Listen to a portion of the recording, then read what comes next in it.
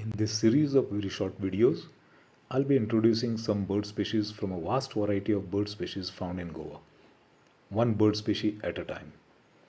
The bird photos I'm using in these videos were clicked by me within Goa. The number of recorded bird species found in India is 1364, and in Goa the number is 483. This is 35% of the total number of species found in India.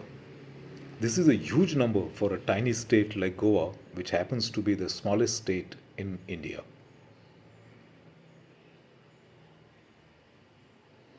This photo is of a largish pigeon called grey-fronted green pigeon. It's called Haddi in Konkani and Harial in Marathi. This species is spread across Western Ghats. It has a beautiful whistling call.